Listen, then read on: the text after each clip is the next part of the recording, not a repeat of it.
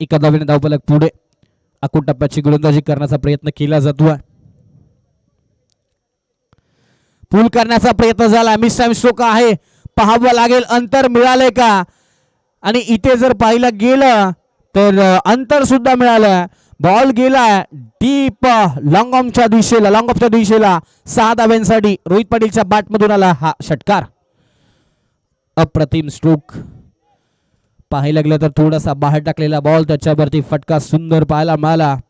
Long ऑफच्या डोक्यावरून 6 धाव्यांसाठी षटकार पाहायला मिळतो. टोटल धावसंख्येचा विचार केला तर 20 धावा धावफलकावरती.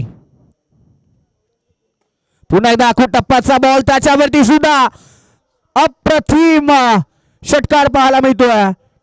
शिवछत्रपतींचा छावा. मिळाल्या 6 धावा. अप्रतिम बॅटिंग पाहायला मिळाली. बॅक टू बॅक दुसरा षटकार. 26 रन्स.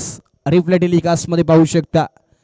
अगदी थोडासा खाली राहिलेला बॉल, त्याच्यावरती रोहित पाटीलने वापरलेली ताकद आणि ताकदीच्या जीवावरती हा बॉल लॉंग ऑफच्या दिशेला 6 धाव्यांसाठी षटकार पाहायला मिळतोय.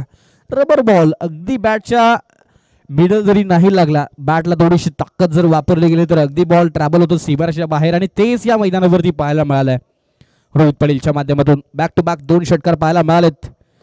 पुन्हा एकदा मोठा स्ट्रोक. समोर आले. पादल आलित्य दाखवलं. बॉलला फेकून दिलं. Out of the park. In the arc. Out of the park. आलाय रोहित पाटीलच्या बॅटमधून आणखीन एक दर्जेदार उत्तुंग आसमानी षटकार. बॅक टू बॅक 3 षटकार. आज नक्कीच साई पोटोलिक, साई काटेकर यांच्या माध्यमातून सुद्धा रील व्हायरल होताना नक्कीच या 3 बॉल 3 षटकारांच्या पाहायला मिळतील का. असे 3 षटकार रोहित पाटील यांच्या माध्यमातून जरूर पाहायला मिळालेत.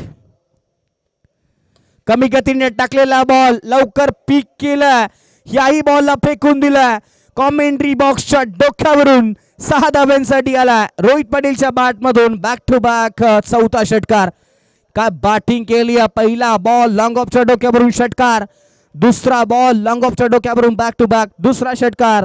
तिसरा बॉल जर पाहिला तर डीप मिड विकेटच्या डोक्यावरून अगदी perfect middle of the bat षटकार. आणि त्यानंतर जर पाहिलं तर पुन्हा एकदा डीप मिड विकेटच्या डोक्यावरून बॅक टू बॅक हा 4था षटकार पाहायला मिळतो. What a batting.